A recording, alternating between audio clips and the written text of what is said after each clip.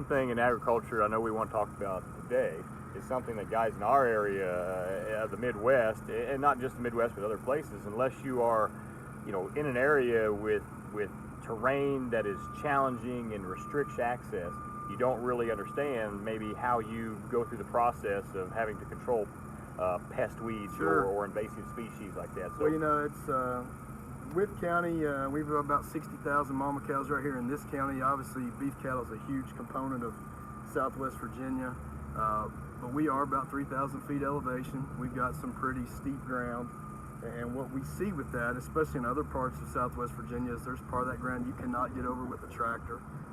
Sure, you can get on it with a four-wheeler, but it's fairly inefficient to spray large acreage.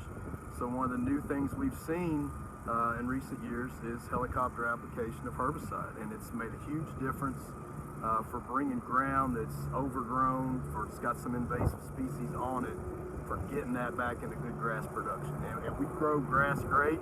We're in a great climate to grow grass, but if you've got invasive species, this new aerial application has allowed people to return some ideal pasture back into pasture. Well, anytime you're in an area, whether it's Virginia or Missouri or Arkansas where I'm at, we grow a lot of the same grass. Sure. And so when you can grow grass great, you can grow a lot of weeds great too. Oh yeah, and so that's, our climate's good for a lot of invasive weeds.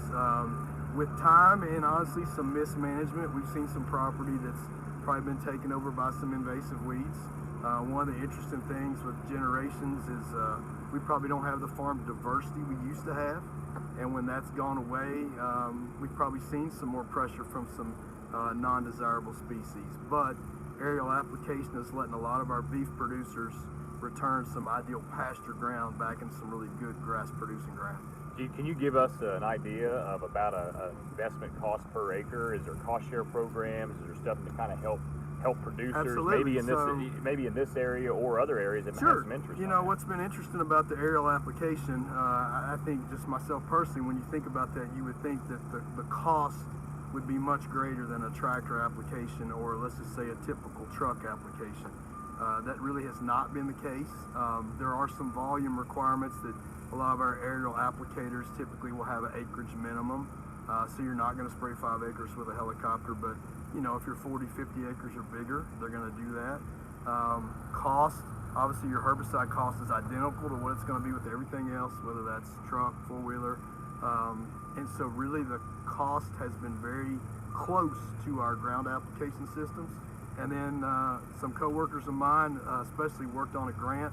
There's grant funds available for a lot of our producers in Southwest Virginia to get some cost share on some aerial applications. That's been a good deal. Yeah, I tell you, when I saw it that one day where we've got the raw footage from up there in Rich Valley, the amount of acres that can be covered in an absolutely minimal amount of time was very impressive to me. I mean, I think he sprayed for 3 different owners that day. And if you're an owner and you're thinking landowner and you've got a lot to do, you're like, man, I've got a week's worth of spraying, and you never get caught up on weed and pest species control. It's always there. And if you've got, whether you got cattle work to do or you got a job in town, or you got something, that's another thing that I saw as a big benefit was the time. The amount of time you've reduced in your labor expense, your personal labor expense, in going out and doing it. Because when he showed up, instead of you having to spend a week hitting all those places, even if you could hit them, absolutely, he can get it done in a couple of hours. I mean, he can cover hundreds of acres in a matter of hours, and so it speeds up. And so we always sometimes look at that cost from an upfront cost, but we don't think about the back end stuff, what we're saving, and the amount of labor expense you've saved, the fuel expense, the time expense, and maybe, we don't always want to break it down this way when we're talking about true business, but sometimes it's beyond business and emotional stuff. Or maybe you've got a ball game you got to go to, and you've got kids that are active in 4-H, and they're going to be showing here at this event center eventually one of these days, and you've got to get that done. Well, it may be that is the extra little bit of savings that pushes you over the edge. I would agree. The aerial application, especially in our area, what does it do? Well, if you've got ground, we've been really wet for the most part of this early part of our winter. We're obviously really hot as this video is being shot today, so a lot of our ground right now, even if you can get on it with a truck or a tractor application, ground's too wet, hillsides are too wet, that's not a problem with aerial application. So you're exactly right in that the speed of that application, the precision, and how much ground he can cover, an aerial applicator can cover in a short amount of time, it exceeds any other application we've seen. Absolutely. Awesome. Well, I appreciate you taking the time today, and this has been a really, kind of one of those new things that I learned about just in the last 6 or 7 months. I thought it was cool enough. I got some good raw video when I was out here in the fall. Well, it's been really new for Southwest Virginia. It's technology that really in the last 4 to 5 years has really grown. We're seeing some aerial application on some crop ground too, and very much for what you said, the speed of that application, the precision, and it's something I think we're going to continue to see to grow. More producers are going to use that technology. I think what fascinated me so much was, I'm in the Midwest, so I'm used to crop dusting and seeing that.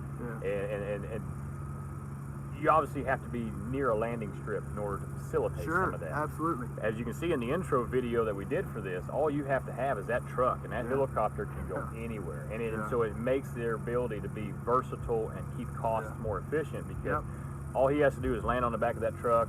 The guy goes up there with the hose, refills him, and he takes off and goes again. So I could see it having more applications across this country over time. Oh, sure. Than maybe just here where it started because of terrain that's just too hard to get to. Yeah, absolutely. Anyway, glad we got to bring this to you today, and we'll catch you down the road. Sounds good.